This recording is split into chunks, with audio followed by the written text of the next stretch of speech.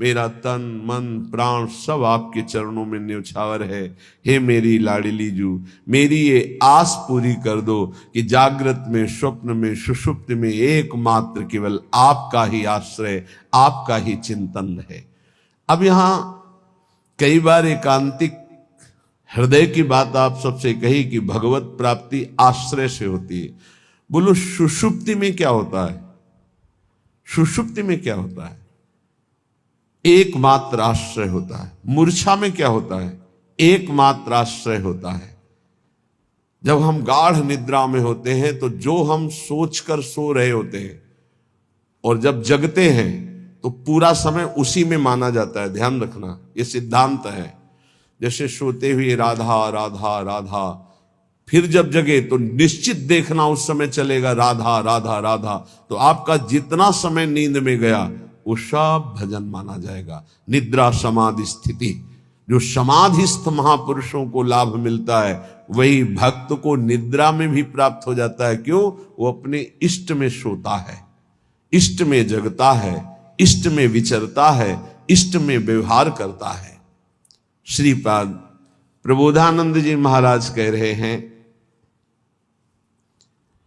सकृदपि यदि दृष्टा हंत बृंदाटवी त्वं, सकृदपि यदि राधा कृष्ण नामाभ्यधाई, सकृदपि यदि भक्त्या सन्नतस्त्वत्प्रपन्नो, ध्रुवमः तदा मां नोपोक्षतासि। आहा, एक बार सकृदपि कहते हैं, एक बार सकृदपि यदि दृष्टा हंत बृंदाटवी त्वं, हंत हाय उसने अपने जीवन को व्यर्थ नष्ट कर दिया जिसने एक बार भी वृंदावन का दर्शन नहीं किया। और यदि एक बार वृंदावन का दर्शन कर लिया जीवन में एक बार, वो कभी नरक नहीं जाएगा, उसकी कभी दुर्गति नहीं हो सकती। कितना बढ़िया लाभ है। भगवान के एक वचन है, अपनो परण विसार भगत को पूरो परण निभाऊं। संतों की वाणी पर दृढ़ विश्वास कर लो, भगवान अपनी बात झूठी कर सकते, संतों की नहीं। जब भीष्म जी ने भगवान को देखा, दासी रूप से द्रौपदी को लेकर हमारे पास आए और हमें छल से आशीर्वाद दिलवा दिया, सौभाग्यवती भव। तब कहा ठीक है, मुझे पता चल गया है कि मेरे प्रण का तो खंडन होगा ही, क्योंकि आप हो। आपने जब मैंने प्रण लिया पांचों पांडवों को जीवित रहा तो मारूंगा, तो आपने सौभाग्यवती का आशीर्वाद दिलवा दिया। तो आज मैं गंगा पुत्र भीष्म आपके बल से प्रण लेता हूं कि आपने जो प्रण किया था कि महाभारत युद्ध में अस्त्र नहीं कहूंगा, तो मैं गंगा का पुत्र भीष्म नहीं कहलाऊंगा यदि कल तो आपसे अस्त्र ग्रहण न करवा दूं। भगवान ने कहा आपके लिए, पर अपना प्रण तोड़ना है मेरे लिए कोई खास बात नहीं। अपनो परण विसार भगत को पूरो परण निभाओ। ये महान रसिक महापुरुष कह रहे हैं, सकृदपि यदि दृष्टा हंत वृंदाटवी त्वं, तुम सकृदपि यदि राधा कृष्ण नामाभ्यधाई, वृंदावन में आकर के यदि जय जय श्री राधे बोले या राधा कृष्ण नाम उच्चारण किया, सकृदपि यदि भक्त्या सन्नतस्त्वत् प्रपन्नो, भक्ति भाव से भरकर वृंदावन में एक बार प्रणाम कर लिया, एक बार लौट गए, तो ध्रुव माने सत्य, आहा परम सत्य बात है, माम नो उपेक्षतासी। हे वृंदावन, आप कभी उसकी उपेक्षा नहीं करेंगे, अर्थात उसको निश्चित आप अपने में बुला लेंगे। एक बार वृंदावन आ गया, एक बार यहां आकर जय जय श्री राधे बोला, यार बोल देते हैं एक बार, जय जय श्री राधे श्याम। बोले सकृदपि यदि राधा कृष्ण नामाभ्यधाई, एक बार प्रिया प्रीतम की जय जय बोल दिया, एक बार वृंदावन आ गया, एक बार प्रणाम करके वृंदावन भूमि में लौट गया, तो ध्रुव महा परम सत्य है, वो नरक नहीं जाएगा, उसको भगवत प्राप्ति होगी।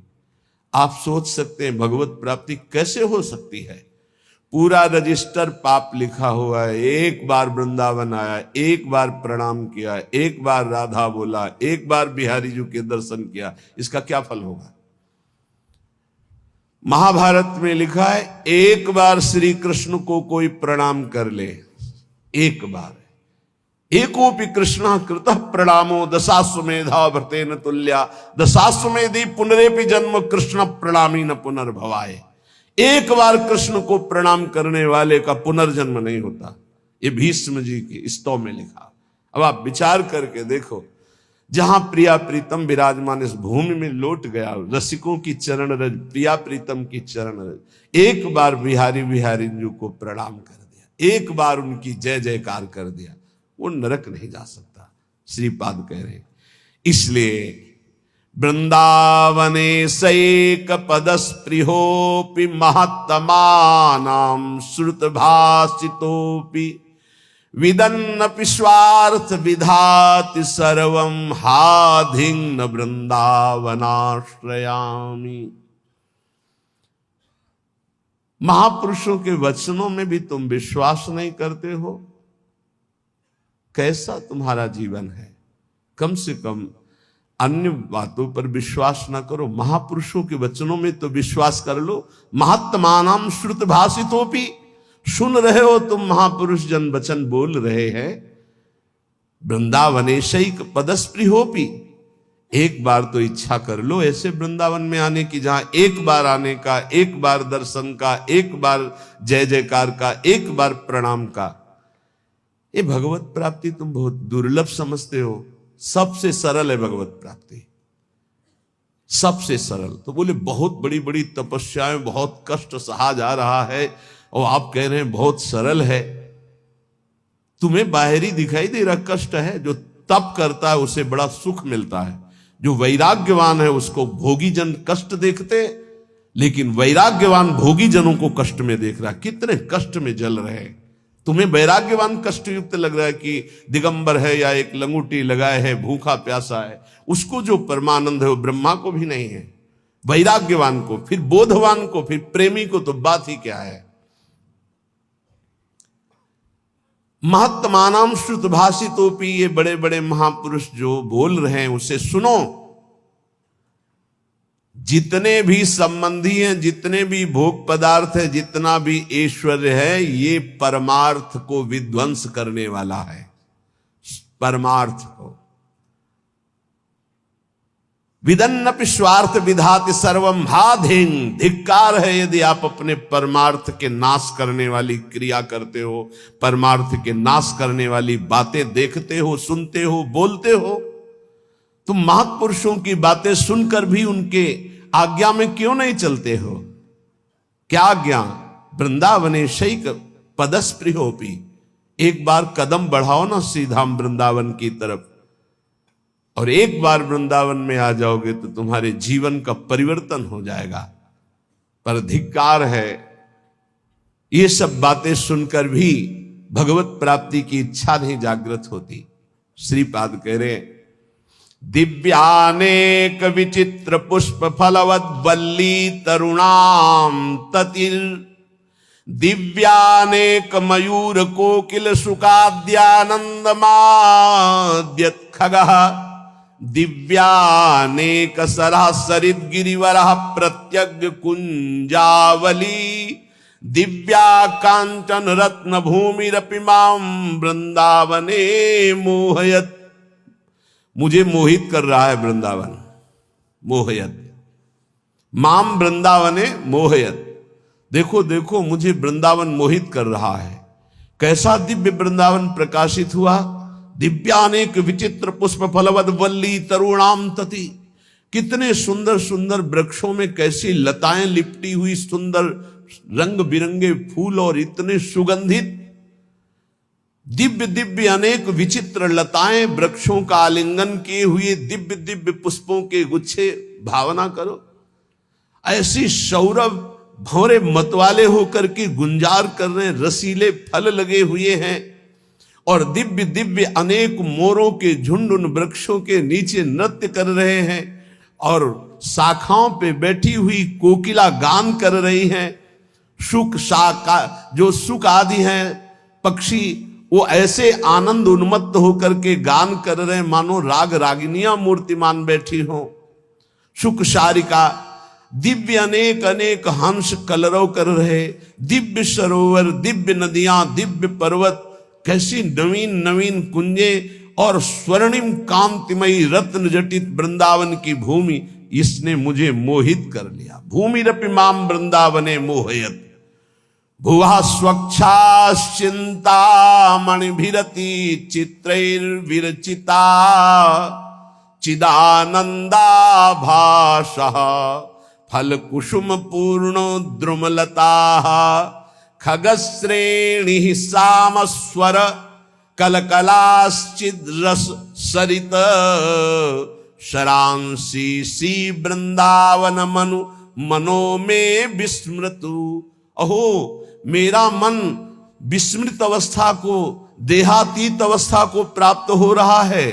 कैसी सुंदर स्वच्छ भूमि वृंदावन की, दिव्य वृंदावन की, करोड़ करोड़ चिंतामणियों से जटित ये भूमि, कैसा सुंदर रासमंडल, कैसी चिन्मय लताएं, कैसा चिन्मय फल, कैसे चिन्मय पुष्प, और यहां के पक्षी जब गान करते हैं तो शाम वेद की ध्वनि प्रकट होती है। खगश्रेणी सामस्वर कलकलाश्चिद रस सरिते, अर्थात जो वृंदावन के पक्षियों की चहचहाट कलरव है, इनको जो श्रवण करता है तो चारों वेदों के पाठ का उसे फल मिल जाता है। धाम है, बड़ा दिव्य है। राधा यशो मुखर मत खगावली के यहां के पक्षी श्री जी का जस गान कर रहे हैं, और यहां के जो सरोवर हैं उनका जो जल है, भूमि में ऐसा कोई तीर्थ नहीं है जो वृंदावन ब्रज धाम के सरोवरों की जल की समानता कर सके, क्योंकि जितने तीर्थ हैं तीर्थ पाद श्री हरि के चरणों से हैं, और यहां तीर्थ पाद हरि जिन चरणों में नमन करते, प्रिया चरण रज जान के लुठत रसिक सिर मोर, वो लाडली जू का ये क्रीड़ा स्थल है वृंदावन, ये ब्रज भूमि। इसलिए श्रीपाद कितनी महिमा की बात कहे। वृंदारण्ये वरम श्याम क्रमिरपि परतो नो चिदानंद देहो। मुझे वृंदावन में नाली का कीड़ा बना दिया जाए, मैं याचना करता हूं, और वृंदावन के बाहर मुझे चिदानंद देह प्राप्त नहीं चाहिए। ये जब वृंदावन की दिव्य महिमा को श्रीपाद जाने तो ये बात कही। ये कैसी कोई साधारण बात नहीं है। ये मानव देह में ऋषि स्वरूप से दिव्य वृंदावन का आनंद ले रहे हैं, तो क्या कह रहे हैं?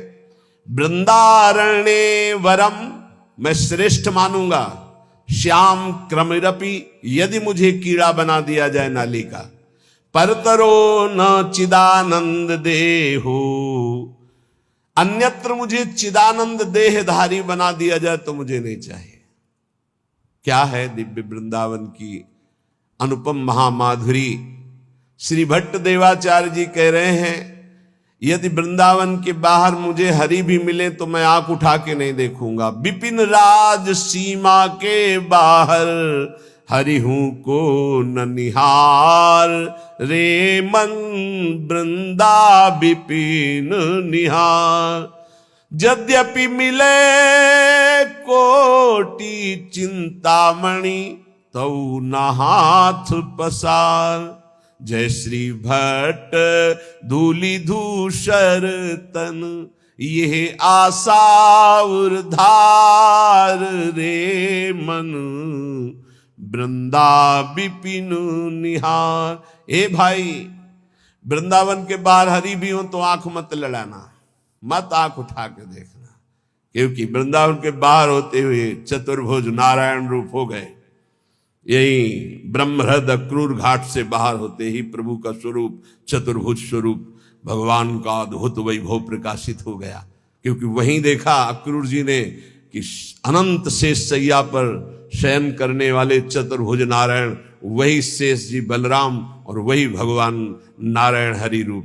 तो हमारे जो द्विज मुरली मनोहर वृंदावन विहारी नवनिवृत्त निकुंज से पधारे वो यही हैं, कभी एक कदम भी बाहर नहीं गए। वृंदावन परित्यज्य पाद में कम न गच्छति, ये एकांतिक रहस्य भगवान का प्रेमी जनों के सिवा और कोई नहीं जानता। भगवत रसिक रसिक की बातें रसिक बिना को समझ सके ना। श्रीपाद कह रहे हैं, जहां श्री भट्ट देवाचार्य जी कह रहे धूल धूसर तन, बस ये सबसे बड़ी उपलब्धि है। वृंदावन की रज शरीर में लगी हो और प्राण छूट रहे हो राधा राधा राधा, तो वो बात बनेगी जो बड़े बड़े योग साधना से नहीं बनती।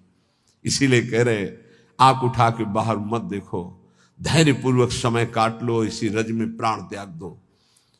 वृंदारण्य वरम श्याम, वरम माने श्रेष्ठ होता है।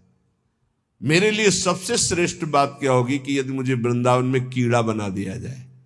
क्रमीरपि पर तो न चिदानंद देहा, बाहर मुझे कहीं चिदानंद देह भी मिले तो मुझे नहीं स्वीकार है, वृंदावन में मुझे कीड़ा बनना स्वीकार है।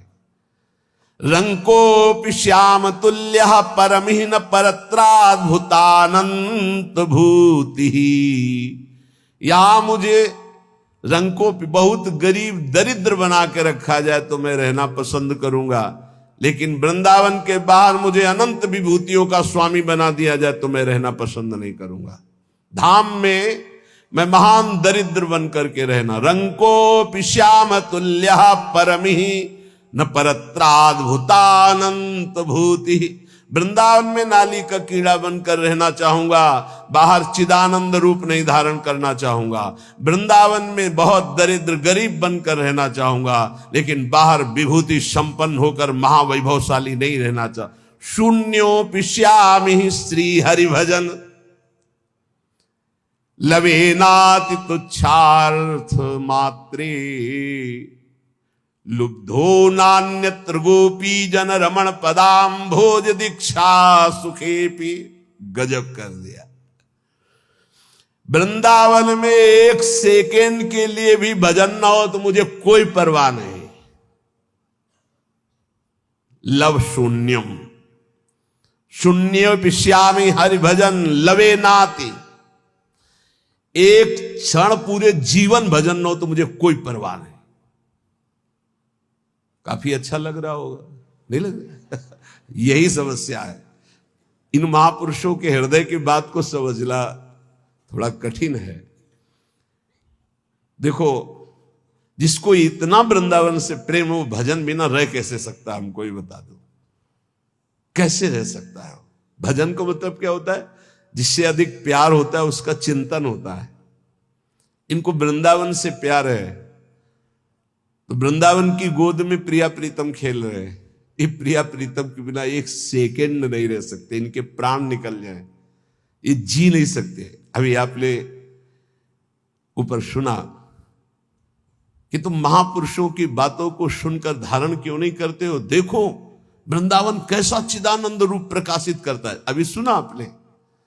ये तो कुंज निकुंजों की शोभा में जो विहरण करने वाले हैं वो प्रभु, क्या वो श्रीपाद को नहीं दिखाई दे रहे? ऐसे महापुरुष जैसे हरिराम व्यास जी करे, काहू के बल भजन को काहू के आचार, व्यास भरोसे कुंवर के सोवत पांव पसार। तो लगता है इनको भजन से मतलब नहीं। भैया इनका रोम रोम भजन में है। महापुरुषों की बातों को समझना। वृंदावन में जो कबहू कछुक भजन नहीं होए, रज तो उड़ी लागे तने पीवे यमुना तोए। यमुना जी की पावन स्पर्श करती हुई लहरों को जो वायु और रज को लेकर जो वायु बिना भजन कराए छोड़ेगी। चलत फिरत सुनियत यह श्री राधा वल्लभ लाल, ऐसे वृंदा विपिन में बसत रहो सब काल। ये 25-26 वर्ष पहले की बात कह रहे हैं। यहां हार्न नहीं बजा सकते थे आप, स्कूटी का या कार का हार्न नहीं बजा सकते। खिड़की खोलो, राधे बोलो, जो ए राधे मार्ग दीजिए, ऐसे।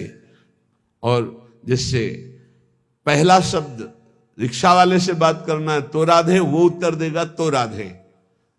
धीरे धीरे प्रभाव बदल रहा है, आधुनिकता का ऐसा प्रभाव बदल रहा है। नहीं, ये देखा है, यहां हार्ड नहीं दिया जाता था, यहां राधे राधे बुलाया जाता है। ये धाम है। धीरे धीरे वो जैसे हवा चलेगी तो फिर आएगी ना, तो आधुनिकता की हवा चली हुई, इतनी बाढ़ आ रही है आधुनिकता की कि नाम छूटता जा रहा है। ये धाम है। मथुरा में यहीं से केवल सीमा पार हो, मथुरा में जय श्री कृष्ण, वहां आपको सुनाई दे, वहां जय जय श्री राधे अगर कोई बोलेगा तो वृंदावन का होगा, जय श्री कृष्ण। ये केवल महामहिम धाम, इस महापरा विद्या राधा नाम की गूंज हो रही। यहां श्रीपाद कह रहे हैं लव माने बहुत छोटा समय होता, जीवन में लव भर भी भजन ना हो तो मुझे कोई परवाह नहीं। इसका मतलब समझ रहे हो? वृंदावन वासी का वास ही बहुत बड़ा भजन हो जाता है। भजन के 4 अंग हैं, नाम रूप लीला धाम। रूप का चिंतन नहीं हो रहा, नाम जप नहीं हो रहा, लीला चिंतन नहीं हो रहा, तो धाम में हो। 4 अंग हैं भजन के। अब जो धाम में उसे नाम अपने आप पकड़ लेगा। देखो वृंदावन का प्रभाव सुनो, ये भजन कराए बिना रह नहीं सकता आपको। हिया फिरे स्वार्थ आपने भजन गए फिरे बाह। उद्दंडता मत ले आना अपने मन में ये बात सुन करके। ये निष्ठावान महापुरुषों की जो चरम निष्ठा है, वो भजन की स्थिति ऊपर है, वो कर नहीं रहे, हो रहा है उनका भजन। वो उनकी स्थिति को समझना है। कह रहे लव मात्र हरि भजन ना हो तो भी मुझे कोई परवाह नहीं। नाली का कीड़ा बना दो, बाहर चिदानंद होकर नहीं रहना चाहता। वृंदावन में टुकड़े मांगकर जीऊंगा, गरीबी दरिद्रता से निवास करूंगा, पर बाहर विभूति संपन्न मैं महान वैभवशाली नहीं होना चाहता। वृंदावन में एक लव मात्र के समय का भी भजन न हो तो मुझे कोई परवाह नहीं, आजीवन वृंदावन अखंड वास करूंगा। अब जो आगे की बात कह रहे हैं बहुत होश से समझना है, नहीं तो गड़बड़ हो जाएगा। कह रहे हैं लुब्धो नान्यत्र गोपी जन रमण पदाम्भोज दीक्षा सुखेपी तुच्छार्थ मात्रे। तुच्छार्थ कहते हैं भोगों को, तुच्छ अर्थ जिनका निकलता भोग। यदि मेरे हृदय में तुच्छ भोगों की लालसा जागृत है तो भी मैं वृंदावन में ही रहूंगा। उसका अर्थ दूसरे रूप में, अगर उसको भावार्थ में लिया जाए तो मैं विषयी होकर वृंदावन में रहना पसंद करूंगा, भजनानंदी बनकर बाहर नहीं। मैं दरिद्र होकर वृंदावन में बसना पसंद करूंगा, वैभवशाली होकर बाहर नहीं। मैं नीच कीड़ा बनकर रहना पसंद करूंगा, चिदानंद देह नहीं। और कह रहे हैं लुब्धो नान्यत्र, मैं कहीं लुब्धायमान नहीं हो सकता। अगर कोई कहे कि गोपी जन रमण के पाद पद्मों की प्राप्ति में बाहर तुम्हें करा देता हूं, आ जाओ, तो मैं कदापि नहीं जाऊंगा, यहां विषयी बनकर रहना पसंद करूंगा। गजब की निष्ठा, गजब की निष्ठा। आगे एक श्लोक आता है जो कभी भी किसी को बचेगा नहीं। बहुत विचित्र कोटि निष्ठा वही होती जो विचित्र कोटि की होती है। श्री कृष्ण के प्रेम में उन्मत्त होकर मैं बाहर रहना नहीं चाहता, लेकिन वृंदावन में घोर विषयी बन करके भी मैं रहना चाहता हूं। और ऐसे महापुरुष हैं जो ब्रह्मबोध संपन्न है, जो भगवत प्रेम को प्राप्त महापुरुष है। ये भला ऐसा, ये कुछ है वृंदावन की ऐसी महामहिमा जिसमें श्रीपाद लुब्धायमान है। ध्रुवदास जी, श्री वृंदावन दास जी, हरिवंश महाप्रभु, प्रथम यथामति प्रणवो श्री वृंदावन तिरम्य श्री राधिका कृपा विल, क्योंकि इसमें मेरी प्यारी जो विराजमान है। वृंदान सर्व महताम अपहाय दूरात वृंदाटवी मनुसर प्रणयन चेता सत्तारणी कृत स्वभाव सुधार सौघम राधा विधान में दिव्य निधान। ये हम नहीं करेंगे भजन, अब हमारी श्री जी है ना। जिस दिन हमारी श्री जी ने देखा मेरे महल में पड़ा हुआ ये विषयी पुरुष है, उसी दिन ऐसा महाप्रेमी बना देंगी। बिल्कुल हिया फिरे स्वार्थ आपने भजन गहे फिरे बाह। और देश के बसत ही अधिक भजन हो, यही सम तो पूजत नहीं वृंदावन रहे सोए। कैसे कोई वृंदावन की महिमा को पार पा सकता है। और देश के बसत ही घटत भजन की बात, वृंदावन में स्वार्थ हो उलट भजन हो जात। बड़े भाग्यशाली जिनको ये महिमा सुनने को मिली और अपने हृदय में धारण किया। अगणित रवि कोटि प्रस्फुरत दिव्य भाति, सकृदपि हृदय भातई शीतलानंद वृष्ट्या, प्रशमित भवतापैर दुर्लभार्थान दुहदद्भिः, परम रुचिर मां संख्य वृक्षै परीतम। करोड़ करोड़ सूर्यों की सी कांति यहां के वृक्षों की डालों से प्रकट होती है। यहां सूर्य चंद्र का प्रवेश नहीं, वृंदावन में, दिव्य वृंदावन में। भगवान कहते न तद्भासते सूर्यो न शशांको न पावकः, यद गत्वा न निवर्तन्ते तद्धाम परमम मम। ये परम धाम सूर्य चंद्र अग्नि का प्रवेश ही नहीं है। बोले अगणित रवि कोटि, अगणित गिनती नहीं है ऐसे सूर्य और चंद्रमाओं जैसा प्रकाश वृंदावन की वृक्षों की शाखाओं से प्रकट हो रहा है। कैसा रमणीय वृंदावन, जहां हमारे प्रिया प्रीतम गलवैया दिए हुए चल रहे। कोई सखी छत्र लिए, कोई चवर लिए, कोई बाजत मृद मृदंग, नाचत सभय सुधंग। नृत्य करते हुए कोई आगे चल रहे, कोई मृदंग वीणा वेणु ऐसे वाद्य बजा रही, कोई पुष्पांजलि अर्पित करे, कोई जय हो खग मृग पशु पंछियों का कोलाहल, और ऐसी सुंदर सुंदर दिव्य लताएं फूली हुई प्रिया प्रीतम के अंग की सौरभ संपूर्ण वृंदावन को सुवासित कर रही। ए चिदानंद सुख। इसीलिए कहते हैं मानव देह से ही ये प्राप्त हो सकता है, और सबको सौभाग्य नहीं मिला। ये पूरे विश्व में कितने प्राणी हैं। अरे भारत में मनुष्य केवल 140 करोड़ बताए गए। कितने बैठे हैं? 200, 500, 1000 इतने हैं। कितने सुनेंगे? इनमें कितने पकड़ेंगे? पकड़ने वालों में कितने चलेंगे? चलने वालों में कितने पहुंचेंगे? को एक पाओ जो कहे हरिवंश रस, बिरलो समझनहार, एक दो ही जो पाइए, खोजी सब संसार। बहुत बढ़िया सौभाग्य है। श्रीधाम वृंदावन में बैठ करके प्रिया प्रीतम के निज महल की महिमा सुन रहे हैं। अब महापुरुषों की वाणी जो सिद्धांत की है उसको अपने आचरण में उतारे। ये 6 बातें जिसमें होती हैं वो सुख के लिए कार्य तो करता है पर विपत्तियों में बार बार डूबता रहता है। महापुरुषों की बातें 6 बातें सुख के लिए करने वाले मनुष्य में विपत्तियां पैदा करती रहती हैं। पहला, जो भजन से विमुख है और स्वार्थ परायणता में रत है।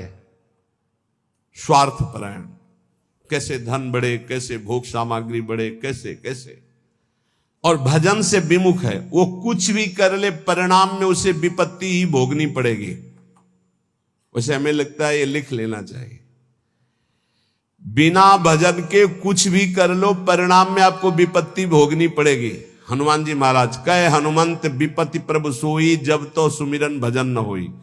चाहे कुछ भी हो, नौकरी कर रहे हो, किसानी कर रहे हो, गृहस्थी, कुछ भी हो, नाम जप जरूर करो, तुम्हें विपत्तियों से बचा लेगा नाम जप।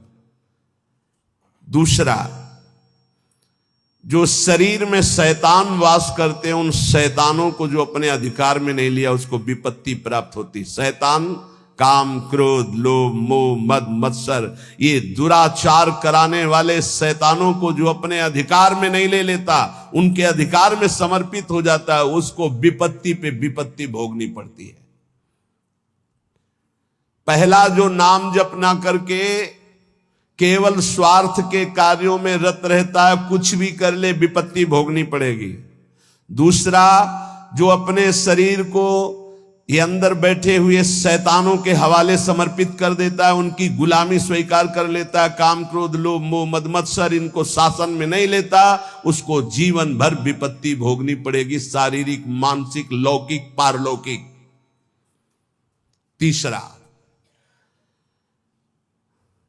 जो मृत्यु की तैयारी नहीं करता उसे विपत्ति ही विपत्ति भोगनी पड़ेगी।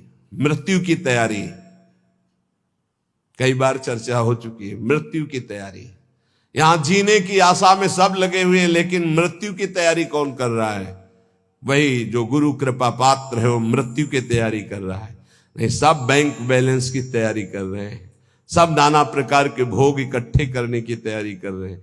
तुम्हारे बाप बाबा तुम्हें इतना कमा के नहीं देंगे कि तुम बैठे बैठे खाओ, तो तुम कमा के जब इतना जाओगे ना, तो ये बैठे बैठे इतना उपद्रव करेंगे कि जेल जाएंगे, नरक वाले काम करेंगे। नहीं, ये सुधरेंगे। ये सुधरेंगे तब जब इनको ठोकरें लगेंगी और स्वयं में ये तैयार होंगे, तब ये लोक परलोक संभाल लेंगे। ये भोग सामग्री से सुधरने वाले नहीं। अगर आप सोचते हो अपने परिवार को मैं इतना भोग सामग्री इकट्ठा कर दूंगा सुखी हो जाएंगे, तो अपने परिवार की दुर्गति का स्थान बना करके जा रहे हो।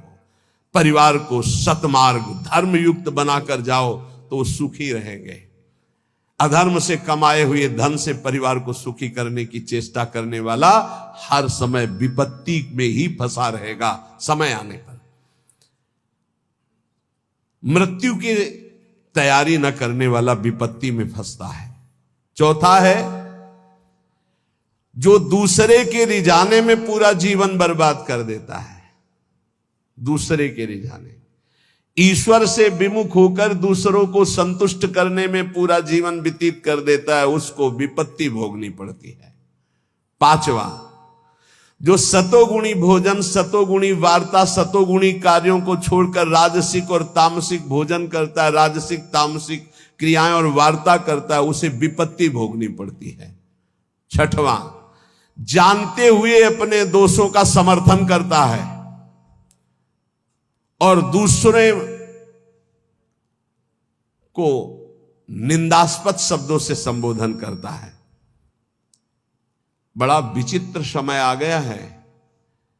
कल एकांतिक में कह रहे थे कि हजारों लोग जिस बात को आप मना करते हैं उसका सपोर्ट कर रहे हैं, तो फिर हम उसी बात को मानेंगे जिसे हजारों लोग, तो हजारों लोग गलत करें तो वो गलत को गलत नहीं बोलोगे, सपोर्ट करने लगोगे। हजारों गलती कर रहे हैं तो तुम उसी गलती को सपोर्ट करोगे। हजारों शराब पी रहे हैं तो तुम शराब को सही मानोगे। हजारों मांस खा रहे हैं तो तुम आप उसको सही का निशान दे दोगे। हजारों व्यभिचार कर रहे हैं तो तुम सही का निशान दे दोगे। तुम्हारी बुद्धि भ्रष्ट हो गई। धर्म शास्त्रों के विरुद्ध आचरण करने वाले चाहे करोड़ों हो जाएं तो भी उसका विरोध होता रहेगा। अगर अंदर से आप विरोध करोगे तो निकल जाओगे दुर्गुणों से। यही बात कह रहे हैं, अपने दोषों का समर्थन करने वाले की दुर्गति होती है, विपत्ति में फंसता है। भगवान कह रहे त्यागा शांतिरंतरम, और उपदेश दिया दे रहा भोगा शांतिरंतरम।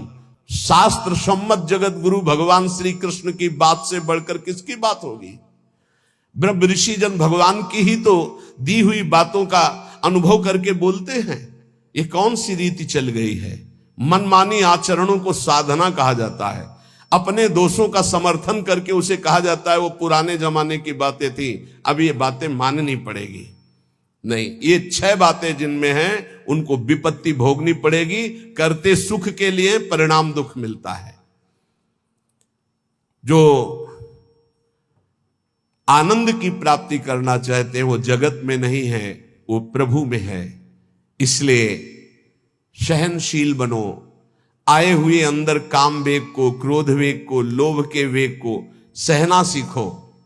जो सहन करता है वही साधक है। जो सहन कर जाता है वही महात्मा है। जो अपने दोषों का शोधक है, शोध कर दोषों का त्याग करता है, वही जगत का उद्धार करने वाला महात्मा बनता है। याद रखना, जो प्रभु के उपदेश से विलक चलता है वो कभी महात्मा नहीं हो सकता, वो इंद्रियों का गुलाम हो सकता है। प्रभु की आज्ञा के विपरीत चलने वाला कभी महात्मा नहीं हो सकता है।